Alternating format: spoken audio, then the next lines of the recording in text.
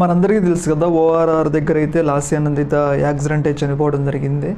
Accident అయి ORR దగ్గర ఒక లారీని గుద్దుకొని తర్వాత డివైడర్ని ఢీకొని అయితే ఆ యొక్క కారు తీవ్రంగా డ్యామేజ్ అయ్యి లాస్య నందిత అక్కడికక్కడికే స్పాట్ డెడ్ మరణించడం జరిగింది కదా. అప్పుడైతే ఈ యొక్క యాక్సిడెంట్పై కొన్ని కీలక అనుమానాలు అయితే లేవనెత్తారు. అవి ఏంటి అంటే, ఆ లారీ ఉంది కదా, మొదటగా పోలీసులు చెప్పింది ఏమంటే లాస్య నందిత కారు అతివేగం మీద ఒక టిప్పర్ లారీని అంటే గుద్దుకొని చనిపోయిందని అయితే చెప్పారు. కాకపోతే అప్పటి నుంచి ఇప్పటి వరకు అయితే ఆ లారీ ఎవరిది, ఆ లారీలో ఎవరున్నారు, ఏమన్నా ఈ యొక్క లారీ కావాలని ఇంటెన్షనల్గా లాస్య నందిత కారు దగ్గరకు వచ్చి గుద్దుకుందా, లేకపోతే ఎవరైనా లాస్య నందితకి శత్రువుల వల్ల ఇలాంటి కుట్రకోణం ఉందని అయితే పోలీసులు విచారణ చేస్తున్నారు. అయితే రీసెంట్గా ఒక కీలక విషయం అయితే బయటపడింది. అదేంటంటే లాస్య నందిత కారు ఢీకుంది కదా లారీని, ఆ లారీ అనేది పోలీసులు అయితే ట్రేస్ చేయడం జరిగింది. దాదాపు 6 రోజుల తర్వాత పోలీసులు సీసీ కెమెరాలు చెక్ చేసిన తర్వాత అయితే ఆ లారీని అయితే పట్టుకోవడం జరిగింది. ఆ లారీని పట్టుకొని ఆ లారీ డ్రైవర్ ఉంది కదా,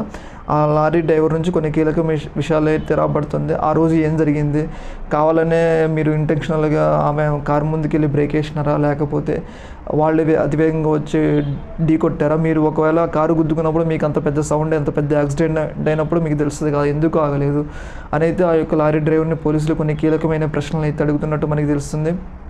ఏదేమైనా పోలీసులు ఈ యొక్క కేసులు కొంచెం నిర్లక్ష్యంగా వ్యవహరించాలని మనకి తెలుస్తుంది. ఒక కొత్తగా ఎమ్మెల్యే ఒక యువ ఎమ్మెల్యే చనిపోయింది. దాదాపు 6 రోజుల దాకా కూడా ఆ లారీని ట్రేస్ చేయలేదంటే పోలీసులు ఈ యొక్క కేసుపై ఎంత నిర్లక్ష్యంగా ఉన్నారో మనకు అర్థమవుతుంది.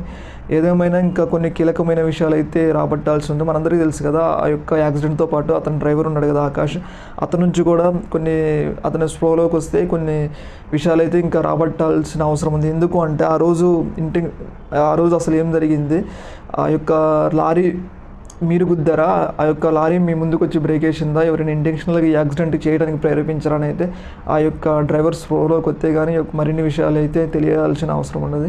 ఏదేమైనా కానీ ఇప్పటివరకు అయితే ఆ లాస్య నందిత కారు ఢీకొన్న లారీని అయితే గుర్తించడం జరిగింది. ఆ యొక్క లారీ డ్రైవర్ని ఇంకా ప్రశ్నలు అడుగుతున్నారు. ఆ ప్రశ్నల ద్వారా లారీ డ్రైవర్ ఇంకా ఏం సమాధానాలు చెప్తారు, పోలీసులు ఇంకా కొన్ని కీలకమైన విషయాలు వెల్లడించాల్సి ఉంది.